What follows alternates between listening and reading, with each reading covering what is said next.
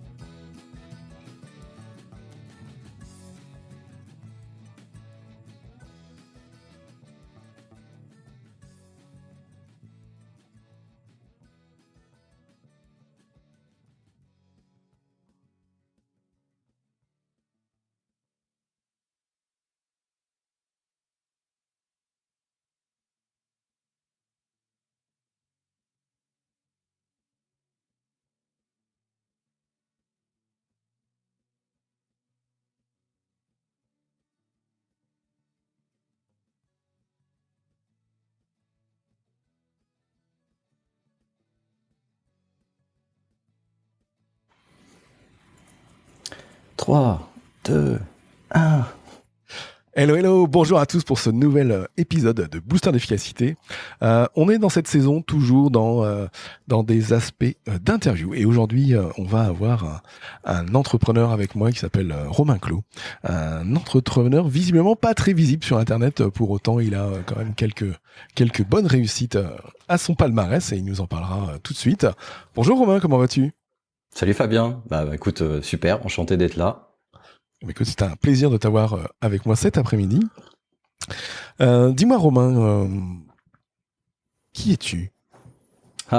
Difficile d'avoir de la matière sur moi en ligne. Comme tu moi, disais, j'ai trouvé plein de trucs, on verra. Ok. Tu veux commencer ? Tu veux expliquer qui je suis ? Parce que je suis curieux de savoir si tu arrives à trouver des infos sur moi en ligne. Parce qu'il n'y a pas grand-chose quand même. Non, je te dirai après si tout ce que tu dis, je l'avais trouvé ou pas. Ok, ça marche. Alors, qui je suis ? Vaste question, j'ai pas l'habitude de répondre à cette question. J'ai un site de déco. J'ai lancé un site de déco par passion en janvier 2011 et qui m'a conduit petit à petit en 2021 à quitter mon job de salarié. Et aujourd'hui, en début d'année, en 2023, je me suis décidé à me lancer dans un nouveau business en parallèle de mon blog déco pour aider les entrepreneurs passionnés à monétiser leur passion en ligne. Okay. Donc l'affiliation, le SEO, plutôt création de contenu en ligne pour essayer de tenter de vivre de sa passion ou de dégager un complément de revenu avec l'affiliation. Ok, donc du coup si on revient aux prémices du business pour toi, donc le début du business c'est donc il y a 12 ans, t'es salarié et tu lances donc du coup un blog sur la décoration intérieure, c'est ça ? Ouais, et puis à l'époque c'est pas forcément le début du business pour moi, parce que je le fais par passion, c'est un blog personnel où je partage finalement mes coups de cœur déco, mais il y a aucune arrière-pensée business en fait. À l'époque c'est vraiment... je me dis, ça fait longtemps que je veux créer un site internet parce que j'ai un prof qui est venu dans ma classe de seconde nous expliquer comment fonctionnait la création d'un site web, comment coder un site web sous Netscape, donc ça date. Oh punaise, Netscape, c'est vieux. Ouais, voilà. Oui, je suis vieux. Je fais pas comme ça, mais je suis vieux. et ouais, c'est vrai que là, on prend de l'âge. Et donc, je lance ce blog par passion. Et puis, ce n'est que quelques années plus tard que finalement, les choses de la vie me rattrapent. Et ma chérie me met un ultimatum en me disant... Bon, maintenant t'es gentil, mais tu passes tes soirées, tes week-ends, tes vacances. Il y en a marre de faire des photos, des articles. Exactement, elle me dit, il y en a marre que tu pianotes toute la nuit, viens te coucher. Et donc c'est à ce moment-là que tout bascule pour moi, parce que je prends des décisions un peu radicales qui vont changer la physionomie de mon business et qui vont m'amener quelques années plus tard à quitter mon emploi pour vivre pleinement de cette passion. Ok, intéressant. Du coup, c'est quoi cette décision radicale qui te permet, en fait, en quelques années de quitter ton job? Ouais. Alors en fait, en 2015, en décembre, j'ai ma fille qui naît, mon premier enfant. On est dans un studio plutôt à côté de la Défense. Donc on est un peu à l'étroit, on cherche un nouvel appartement pour avoir plus grand. Et à l'époque, j'ai La Redoute qui me contacte, parce que je suis quand même dans le milieu de l'influence en déco, je suis un peu connu. Et il me contacte en disant, on fait une web série dans nos locaux à Roubaix, on fait des tournages vidéo, on prend 4 personnes et chacun on leur donne un thème et ils doivent aménager une pièce. Donc en fait, t'es dans un studio à la Redoute, t'as 3 murs, et tu choisis le papier peint, le sol, le mobilier, la déco, et tu te promènes dans les rayons de la Redoute, tu fais ton marché et tu mets tous les produits que tu veux dans ta scénographie. Et c'est filmé, c'est enregistré et c'est diffusé largement sur la Redoute, les réseaux sociaux, etc. Et on me propose de le faire, et je dis non. Parce que j'ai peur de ce que vont passer mes collègues, parce que je travaille à la BNP, ça fait depuis 2007, donc je suis resté longtemps à la BNP, et je me dis je suis quand même cadre sup, tu vois, j'ai un certain statut social, que vont penser mes collègues s'ils me voient faire le fanfaron chez la Redoute. Tu vas dire quoi? T'allais dire le guignol? Non, pas le guignol, parce que je prends pas ça comme quelque chose je fais pas le guignol dans la déco, c'est un truc qui me passionne, j'aime ça, j'essaye vraiment de faire quelque chose de sympa, mais il y a un petit effet, petit syndrome de l'imposteur aussi, tu vois, t'es chef de projet à la BNP, t'as rien à faire dans la déco, t'as pas de diplôme, t'as pas de formation, etc. C'est une passion, et donc je refuse. Et puis ma chérie à ce moment-là me dit, écoute, à un moment donné, il faut savoir ce que tu veux. Tu vois, tu dis que tu veux vivre pleinement de ce truc-là, et quand t'as une opportunité, tu la saisis pas. Donc prends ta chance, vas-y. Et donc le lendemain, je rappelle, je dis, écoutez, j'ai changé d'avis. Est-ce que la place est toujours dispo? Et je voudrais vraiment le faire. Et donc c'est comme ça que je me retrouve dans un TGV qui m'emmène à Lille, puis à Roubaix, pour aller faire ce tournage. Et ma fille naît quelques semaines plus tard, donc c'est aussi un grand changement. Et là, tu prends conscience aussi en tant que parent que les choses vont changer dans ta vie fatalement. Et moi, c'est la période où je me prends un gros coup de pied aux fesses et je me dis c'est bon, maintenant décide que tu veux réussir en fait. Et l'année qui suit, c'est vraiment le jour et la nuit. Je change de job au sein de mon entreprise. Je rejoins une équipe qui fait du digital, alors qu'avant j'étais à la direction informatique de la BNP. Donc je rejoins la direction digitale. Donc là je baigne avec des entrepreneurs, enfin pas avec des entrepreneurs, pardon, avec des salariés. J'ai la langue à fourcher. Avec des salariés du data ou des freelances de SS2I. Souvent dans les grosses boîtes comme ça, il y a plus de prestataires que d'internes. Ouais, mais c'est comme ça aussi que les internes peuvent progresser au contact de gens qui sont vraiment dans la culture de marché du moment. Et donc moi je baigne avec des gens qui sont sur les réseaux sociaux, sur de la data, sur du SEO.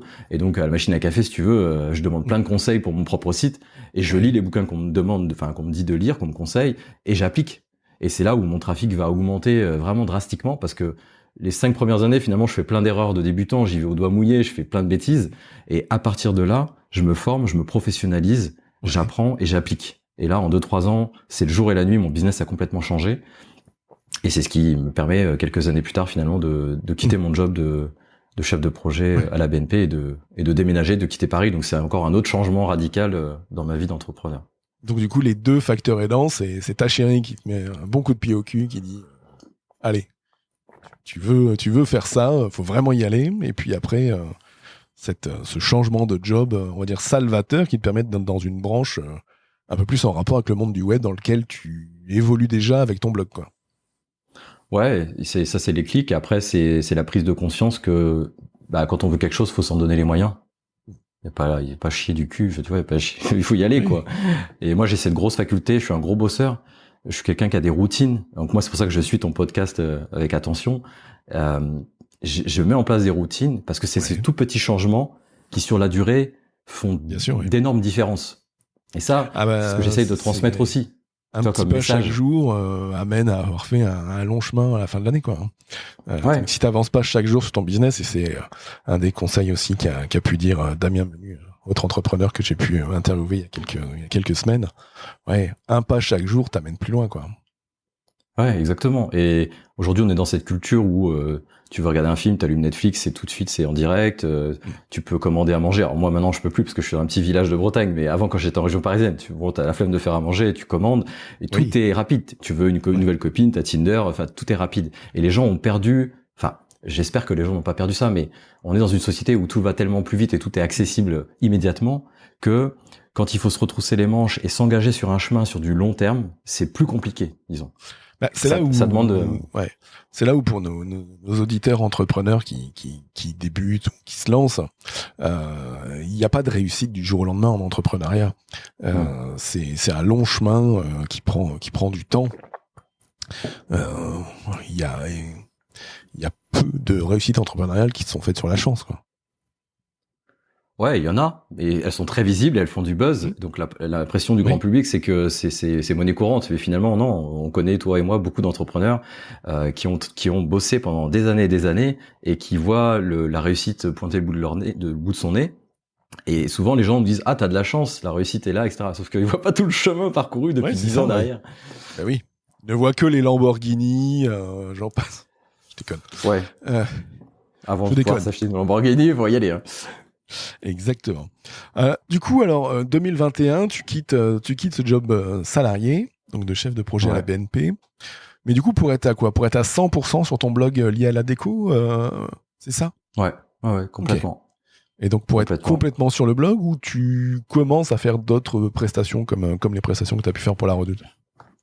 Non, je suis sur le site. J'ai une équipe qui tourne bien. Faut préciser, c'est que moi j'adore l'effet cumulé. C'est vraiment ce qui me définit, c'est travailler une fois pour que ça paye X fois.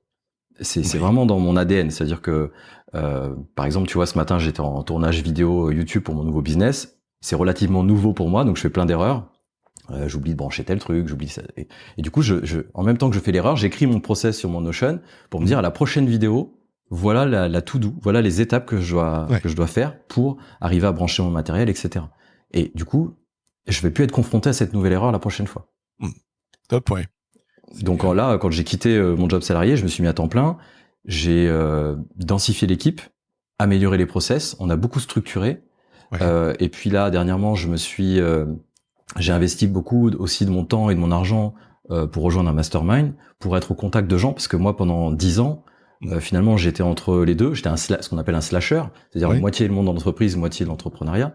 Et du coup, j'avais un peu des œillères, c'est-à-dire que j'étais ultra focus sur ce qui pouvait m'apporter des résultats. Donc, je travaillais le SEO, je développais mon affiliation pour que ça fasse un effet cumulé dans le temps qui me permet de quitter mon job. Mais du coup, j'ai pas développé mon réseau. J'ai pas pris la parole sur les réseaux sociaux. D'ailleurs, les réseaux sociaux, j'y passe très peu de temps. Et en 2022, j'ai ressenti comme le besoin de me dire, maintenant, je suis un vrai entrepreneur à temps plein. Il faut que je côtoie des gens de mon sérail et que je m'entoure des bonnes personnes, etc. Ouais, bah clairement, ça fait partie, je dirais pour moi, pas des basiques, mais des éléments incontournables pour réussir en tant qu'entrepreneur que d'être entouré. Hein. Alors tu parles de mastermind, oui, il y a mastermind, il y a des groupes d'entrepreneurs, on va dire, qui s'appellent pas forcément mastermind, mais qui sont du même type, des clubs de dirigeants. Il y a plein de sujets comme ça qui permettent d'aller capitaliser aussi sur les expériences des autres et puis de pas rester seul, quoi. Pas rester seul face à ces problèmes, parce que il suffit une fois qu'on est dans ces items-là, d'en discuter avec une ou deux, trois autres personnes qui ont pu le vivre ou qui ont eu des expériences similaires, et ça permet d'aider, de se décoincer fortement, ouais. Mais tu sais que par exemple, pour les personnes qui écouteront, qui se diront mais un mastermind c'est trop cher, etc. Moi pendant longtemps, j'ai fait des petites formations, des séminaires à droite à gauche, et je rencontrais des gens avec qui j'approchais dans le séminaire. Et du coup, par exemple, j'ai le mémoire de Charlotte que j'ai rencontrée lors d'un séminaire à Toulouse. On a gardé contact. Et en fait, on s'est dit, tiens, si on lançait pas notre propre petit mastermind à notre échelle, et en fait, on a monté un groupe. Moi, j'ai apporté quelqu'un d'autre, elle a apporté quelqu'un d'autre. Finalement, la mayonnaise a pris, on était 5-6, et on se réunissait 2 fois par mois, on échangeait sur les problématiques des uns des autres, on faisait un cerveau collectif, c'est-à-dire qu'on apportait chacun notre expérience, et franchement, ça a été plutôt efficace pour le coup. Yes, ça c'est good, ça. C'est en effet une bonne opportunité, je dirais, de croissance pour soi et pour les autres, que de se mettre avec d'autres entrepreneurs avec qui on se sent bien. Ouais, ça c'est top. Tu disais juste avant que pour la gestion du blog, il y avait une équipe. Donc au début, en janvier 2011, il y a toi tout seul. C'est quoi la marge de progression sur l'équipe là-dessus, et c'est combien de personnes aujourd'hui qui travaillent avec toi sur ça? Alors j'ai été longtemps seul, parce que j'ai fait beaucoup d'erreurs en démarrant, c'est pour ça que j'ai mis autant de temps à pouvoir en vivre. Et d'ailleurs c'est aussi pour ça que j'ai la volonté maintenant d'aider les gens qui veulent se lancer comme moi, éviter cette longue traversée du désert, parce qu'il y avait plein de raccourcis à prendre que j'ai pas pris parce que j'avais personne pour me mentorer et me tutorer. Mais j'ai été longtemps seul, et au bout d'un moment, j'ai commencé à me former sur SEO, j'ai vu que je faisais n'importe quoi sur mes articles, parce que j'en publiais 5 par semaine, et c'était 3 phrases, et il y avait pas de recherche de mots-clés, etc. Et donc là, je me suis dit, bon, clairement, c'est pas ma zone de génie, la rédaction, donc je vais essayer de trouver quelqu'un pour rédiger. Et j'ai été sur les plateformes de rédaction, j'ai trouvé quelqu'un, d'ailleurs, j'envoyais Tu sais, c'est un peu sur les plateformes où il y a des brokers là où tu peux envoyer tes textes et puis t'as des gens qui te répondent mais tu sais pas qui écrit pour toi. Et un jour il y a une personne qui m'a dit ça fait plusieurs fois que j'écris pour vous, j'aimerais bien qu'on bosse ensemble. Qu'on bosse directement ensemble. Voilà. Et en fait on a resté bosser ensemble peut-être 5 ans. 5 ans et j'avais une rédactrice. Donc voilà, j'étais seul avec ma rédactrice et je commandais mes textes, etc. Et puis quand je me suis professionnalisé, j'ai pris un coaching, j'ai pris une coach pour m'accompagner. Donc ça devait être pareil 2016 par là. Et elle me dit écoute, t'as une newsletter sur le blog, écris à tes abonnés, dis-leur que tu cherches de l'aide. Donc il y a peut-être des gens dans ta newsletter qui seront qualifiés. Et puis bingo, je suis tombé sur Cathy qui est toujours avec moi aujourd'hui, donc tu vois ça fait un petit moment. Et après l'équipe s'est constituée comme ça avec ce noyau là, et on a été chercher les expertises qu'on avait besoin à chaque instant au moment où l'entreprise gagnait en maturité. On avait besoin à un moment donné d'avoir plus de rédacteurs. Après, on a eu besoin d'avoir des assistants. Après, on a eu besoin d'avoir des responsables édito. Et après, aujourd'hui, en termes de freelance, c'est assez variable. Là, on doit avoir 4 ou 5 rédactrices. On a 2 responsables édito. On a un assistant ponctuel pour des tâches à peu de valeur ajoutée, retouche photo, etc. On a une freelance spécialisée SEO qui m'accompagne en fil rouge. Okay. Et là dernièrement j'ai pris un freelance pour la data analyse, parce qu'il y avait une migration Google Analytics version 3 vers la version 4. Et du coup j'en ai profité pour mettre en place des plans de ce qu'on appelle un plan de tagage pour avoir plus d'informations sur les clics, etc. D'accord. Donc du coup c'est quoi? C'est plus d'une dizaine, mais alors du coup de freelance qui bossent. Que des freelances, ouais. Ouais. Ok. Que pas des freelances, que j'ai pas sauté le pas du salariat pour l'instant. Ah, pourquoi pour l'instant? Le franchiras-tu d'ailleurs? J'ai failli le faire l'année dernière, puis moi j'écoute beaucoup aussi parce que m'envoie le destin, tu vois, les choses qui arrivent, pour moi il y a des signaux, etc. Donc j'écoute les signaux faibles. Et puis il y a toujours une peur, parce que être entrepreneur c'est aller se confronter à ses peurs, et des fois on est suffisamment mature pour y aller, on est suffisamment armé pour se dire je vais me confronter à cette peur là. Et là en l'occurrence on sort d'une année Covid où nous la déco ça a très bien marché parce que les gens étaient confinés, donc ils ont massivement investi dans leur intérieur, leur décoration, etc.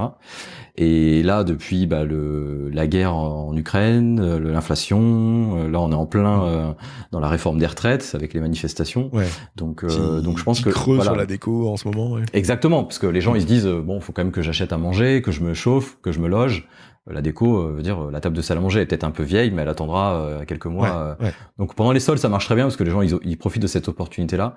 Mais voilà, sur le reste de l'année, et d'ailleurs on l'a vu, hein, les annonceurs, donc les marchands avec qui on travaille, sont plutôt dans une logique de réduire les coûts en ce moment que on ouvre les vannes et on fait plein de partenariats de partout. Donc il faut savoir faire le dos rond pendant cette période-là, pour que ça reparte de plus belle par la suite. Après, c'est pas exclu que je recrute un jour. Pour l'instant, je m'accommode des contraintes que représente le fait de faire appel à des freelances, c'est-à-dire pas être à 100%, de pas avoir de subordination dans nos relations, etc. Donc voilà, pour l'instant, ça tient la route, donc je reste comme ça pour l'instant. Top. Tu disais tout à l'heure que sur ton chemin, ça a pu être long, que tu as pu faire des erreurs ou autre. C'est quoi la top erreur que tu as faite? Ah, j'ai cru que tu allais me demander c'est quoi les erreurs. J'allais te dire, on est parti pour un moment. Non, la top number one erreur que tu as faite et que tu ne referais plus avec le recul. Ouais, parce que d'habitude, tu demandes quelle est l'erreur qu'on referait volontiers et celle qu'on ne referait pas volontiers. Voilà. Tout à fait. Moi, l'erreur que je referais pas, je pense que c'est une double erreur. C'est me faire accompagner, parce que j'ai été vraiment tout seul, donc j'ai appris par moi-même, j'ai fait toutes les erreurs qu'on pouvait faire. Donc c'est de me faire accompagner plus rapidement et de prendre une freelance pour faire la rédaction, mais très très rapidement. Et je vois d'ailleurs les gens que je commence à accompagner, le premier frein il est là. C'est oui, mais alors soit j'ai pas les revenus pour prendre quelqu'un, ou soit j'ai peur de confier ça à quelqu'un en fait. Ouais, mais bien souvent, on est tout de suite dans la première peur, comme tu le dis, celle de non, mais il faut confier. J'ai peur de lui filer les clés du truc. Est-ce que ce sera bien fait? Est-ce que ce sera fait comme j'aime, etc.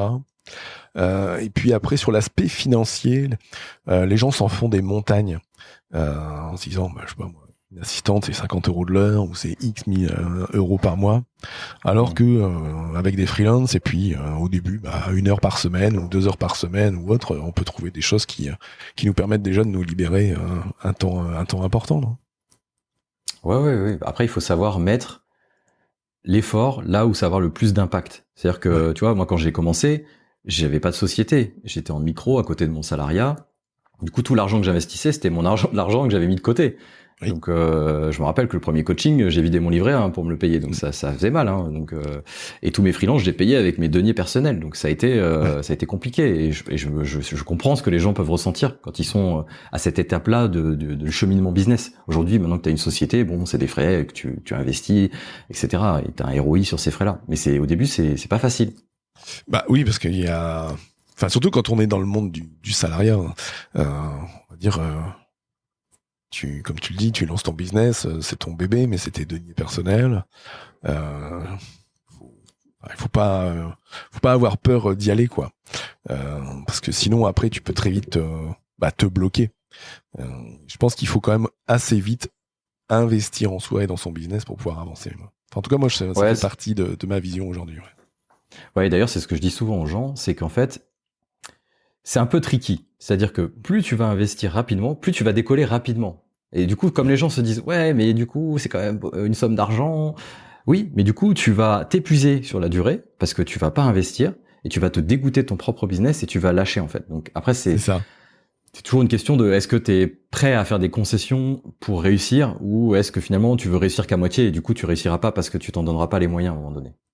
Tout à fait. Pour pas finir, comme tu le dis, dégoûté de son business, en burn-out de son business ou salarié de son business. Le truc qu'on lance pour être son propre patron et on finit salarié de son truc. Oui. Et ça, tu vois, moi j'ai eu, je sais pas si c'est un peu la chance, mais quand je bossais à la BNP, tu vois, souvent les gens qui te racontent leurs histoires, j'ai quitté mon job parce que c'était chiant, j'étais en burn-out, mon patron était sur mon dos. Moi, je peux pas raconter ça. J'étais plutôt content d'être à la BNP. Tu vois, c'était une prison. Oui. Moi, j'appelle ça la prison dorée parce qu'on avait des locaux neufs. Ouais. Super bien décoré, moi qui est un fan de déco, j'étais comme un coq en pâte. Salle de sport, dernier cri dans les locaux, bibliothèque, esthéticienne, coiffeur. Enfin, tu vois, c'est des conditions de travail qui sont optimales. Enfin, je connais peu bien appréciables, en effet. Ouais. Ouais, exactement. Tu vas à la cantine, tu manges pour 5 €, t'as entrée, plat, dessert, une glace comme ça. Tu manges sur la terrasse, t'as une petite mare avec des canards qui viennent, tu leur donnes du pain. Enfin, c'est très sympa. T'es en région parisienne, mais ça reste quand même un cadre super agréable. Et moi, pendant longtemps, je voyais mes concurrents faire des partenariats, mais driver vraiment par l'argent. Et je me disais, ils sont en train de se tirer une balle dans le pied. Et c'est vrai que rétrospectivement parlant, 10 ans en arrière, j'avais de mes concurrents qui étaient dans le top des blogs français de la déco, et aujourd'hui, ils n'existent plus. Parce qu'ils ont fait des partenariats tous azimuts dans tous les sens, et ils ont perdu leurs lecteurs, leur communauté. Est-ce qu'il y a un côté confiance? Quand tu crées un webzine basé sur de l'affiliation, tu mets 10 ans à construire la confiance avec tes auditeurs, ton auditoire, ton audience. Mais par contre, tu peux te flinguer ça en quelques jours, en quelques mois, en fait, si tu fais n'importe quoi. Ouais, clairement, oui.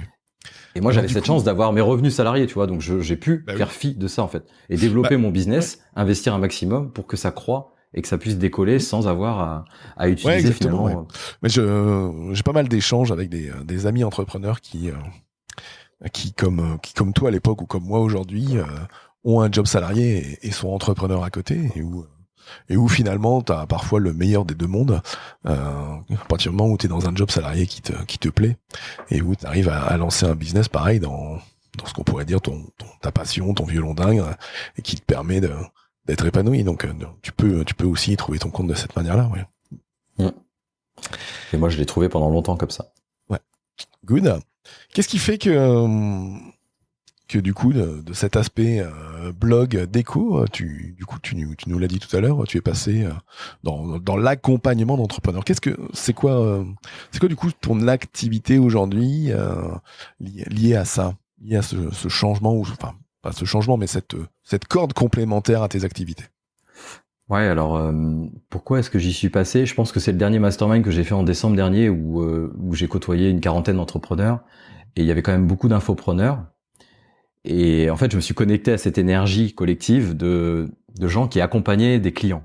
Ouais. Et j'ai vu que ça les nourrissait profondément intérieurement. Et moi, aujourd'hui, dans la typologie de mon business en affiliation, je n'ai pas de clients. Puisque mon rôle, c'est d'avoir un média. Tout à fait. Ce média est référencé sur un certain nombre de mots-clés en mathématiques. Les gens arrivent sur mes articles, consomment le contenu, cliquent, arrivent sur un La Redoute, un Maison du Monde, achètent un produit, et le marchand me donne une rétrocommission au titre d'apporteur d'affaires pour lui. Donc je n'ai pas de clients, les clients ils appartiennent à La Redoute, à Maison du Monde, le produit il est envoyé par Maison du Monde, le SAV il est géré par Maison du Monde, moi je ne gère rien. Donc j'ai pas de contact finalement avec mon audience, ou très peu. Et oui, donc ça m'a donné ton seul contact, c'est l'article que tu fais au départ, qui présente les produits dans une mise en scène ou dans un article, etc. Ouais. Et du coup, j'ai pu aider un certain nombre de mes confrères et consoeurs entrepreneurs durant ce mastermind sur des problématiques SEO, affiliation et autres. Et en fait, à plusieurs reprises, je me suis surpris à aimer ça, le côté pédagogie, expliquer des choses qui peuvent paraître compliquées dans un langage trivial et simple pour quelqu'un qui est novice dans le domaine. Et franchement, je me suis dit, finalement, moi qui croyais ne pas être pédagogue, j'ai l'impression que c'est fait pour moi. Ok. Et donc, du coup. Et puis, fort intérieur. Ouais, vas-y, non, tu et puis, fort intérieur, du coup, ça fait quand même plus de 10 ans que je suis dessus. Il y a une équipe qui tourne, elle est en place. Ça grossit de manière organique. J'ai plus forcément besoin d'y passer mes journées. Et maintenant, j'ai du temps libre puisque je suis plus salarié à côté. Donc, comme tu le disais, quand tu as des contraintes, c'est là où finalement, tu arrives à tirer l'essence de ce qui va avoir de l'impact dans ton business. Maintenant, j'ai moins de contraintes. Donc, à part tondre ma pelouse, faire mon potager et jouer au basket, finalement, au bout d'un moment... au bout d'un moment, on tourne en rond quand même, quoi. J'ai besoin de challenge. Je suis un homme de challenge, comme tout entrepreneur qui se respecte. Yes. Donc, c'est ça qui fait que tu t'es lancé, du coup, dans l'accompagnement d'entrepreneurs, c'est ça? C'est pas encore clairement défini parce que j'en suis au tout début. J'ai pris la décision en décembre. Là, on est en mars. J'ai ma feuille de route. J'ai fait mon CEO Day comme tu le préconises. J'ai positionné mes OKR. Je sais quelles sont les actions que je dois faire pour lancer ce business-là. Donc là, je suis plutôt dans créer beaucoup de contenu sur YouTube, prendre la parole sur LinkedIn. Puisque là, je participe au défi brique de mon ami Kylian Talin au sein du cercle pour du coup publier un post par jour pendant 21 jours. Donc je m'y emploie en ce moment à prendre la parole et tu vois encore ce matin j'ai tourné ma 3e vidéo YouTube. Donc voilà, le but c'est de faire décoller de manière organique la chaîne YouTube et de prendre la parole sur un certain nombre de sujets pour expliquer quelles sont mes valeurs en matière d'entrepreneuriat. Puis après quand les gens viendront à moi, ils me diront j'ai besoin que tu m'aides, je dirai quels sont tes besoins et puis on co-construira une formation et puis après on la vendra comme ça à l'échelle. Yes, good. Écoute, merci de ces précisions sur ce que là où tu veux aller. On aura plaisir à suivre ça. Alors tu nous as parlé du coup du CEO Day dont j'ai parlé dans un de mes derniers épisodes. Tu as parlé tout à l'heure des rituels. Du coup, c'est quoi l'organisation type de Romain Clos? Moi j'utilise beaucoup Google Agenda. Donc j'ai des blocs. D'ailleurs, si je dis Google, mon téléphone se met à se réveiller. Donc j'ai des blocs de temps en fait qui sont figés dans mon agenda. Donc mes rituels par exemple, ça va être j'ai mon coach de sport qui vient pour une séance one-to-one le lundi et le jeudi matin. Donc voilà, 10h30 lundi matin, jeudi matin, je sais que j'ai une séance de sport. Je vais avoir mes meetings avec mon équipe. J'ai ces meetings là le jeudi en début d'après-midi et après j'ai des gros blocs de travail.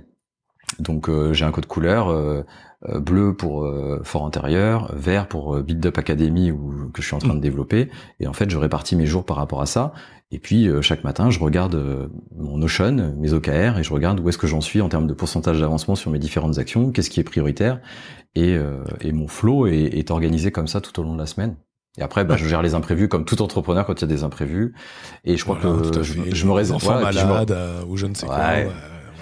Et puis je me réserve le jeudi, le vendredi pour les sollicitations, donc les calls, là tu vois le podcast qu'on enregistre, faire du réseautage avec des entrepreneurs que j'affectionne, pouvoir échanger, etc. Donc voilà, c'est plutôt les jours en fin de semaine quand le niveau d'énergie est redescendu. Mais au taquet le lundi, le mardi, le mercredi c'est la journée des enfants. Donc j'ai en début d'année j'ai pris business. J'ai décidé maintenant de travailler moins mais de travailler mieux parce que moi j'étais un acharné donc si tu veux, je pouvais bosser jusqu'à 2h du matin tous les jours, sans problème, quoi. Je serais célibataire, je pense que je serais au fond d'une maison perdue avec une connexion fibre et je bosserais H24 jusqu'à ce que l'épuisement arrive. Et puis j'ai appris à aménager mon corps aussi pour être plus productif. Donc à bien gérer ton énergie.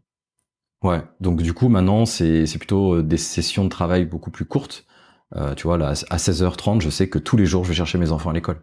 Et un jour sur deux, le matin, je les emmène. Un jour sur deux, c'est ma chérie qui y va, etc.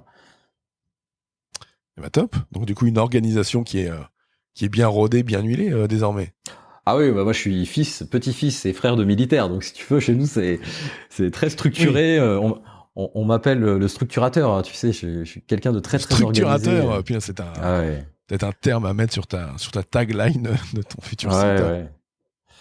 Bah, j'ai changé justement avec Romain Collignon là dernièrement, et c'est vrai au-delà de nos initiales qui sont les mêmes, on se ressemble beaucoup dans la manière d'appréhender le business. Lui, c'est un ancien ingénieur et très structuré.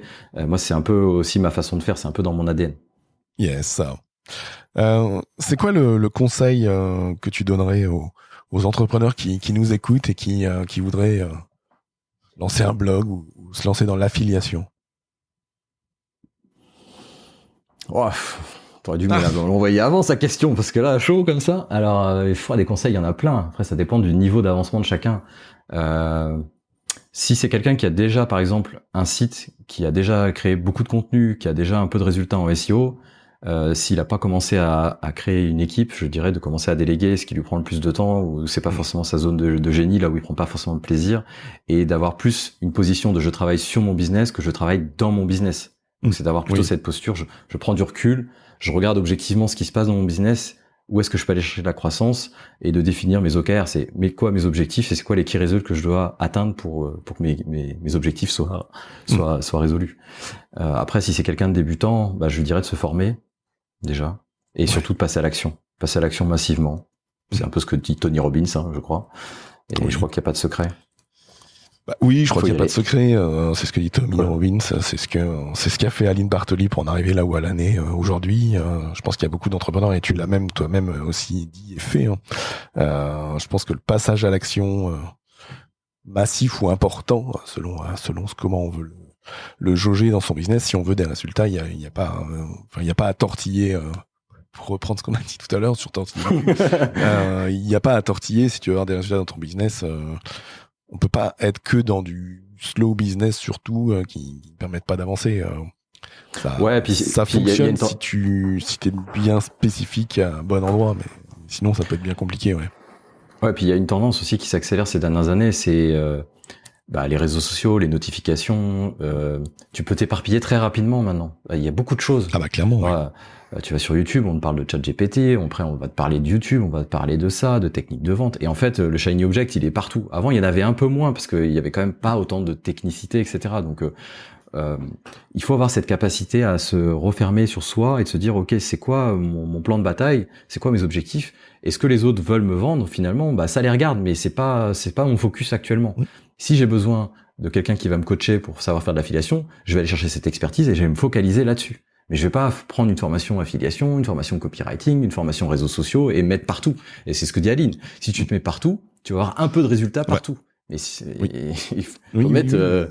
Ou tu n'auras pas de résultats parce que tu te disperses trop. Tu dilues, oui. Oui, tu dilues l'ensemble de tes actions. Et puis entre l'aspect... tu parles de prendre X formations, mais quand tu prends X formations, il faut réussir à ouvrir ses chakras à chacun des différents modules de chaque formation, qui sont forcément complètement différentes, pour emmagasiner ses connaissances et pour ensuite passer à l'action. Et tu peux pas être bon partout.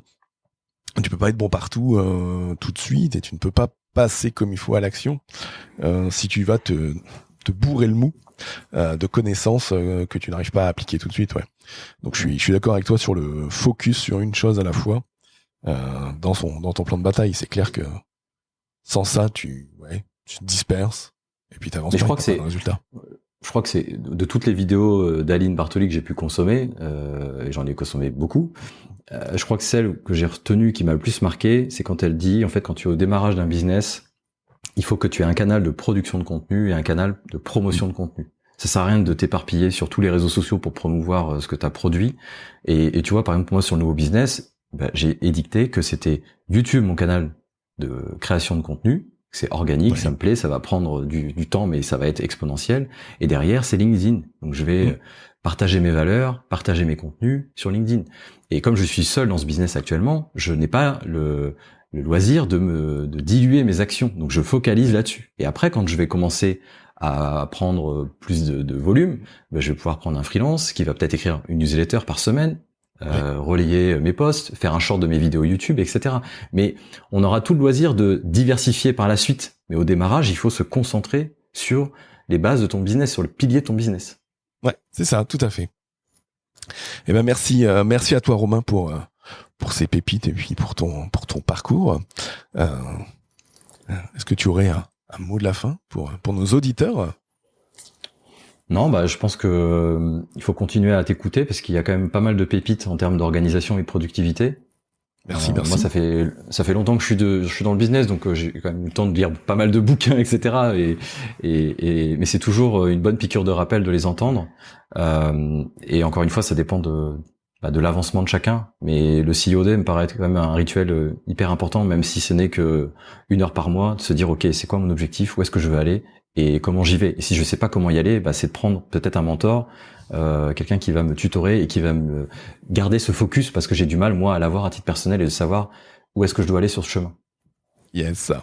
Eh ben merci à toi pour cette dernière pépite, pour cet épisode. Je t'en prie. Merci. Ce fut un grand plaisir de t'interviewer aujourd'hui. Tu vois, ça s'est bien passé finalement. Oui. Ce n'est que ma deuxième, donc écoute. Tout à fait. Et puis pourquoi pas en refaire une à l'avenir. J'ai plus qu'à vous souhaiter à toutes et à tous une super journée et je vous dis à très vite. Ciao, ciao. Merci.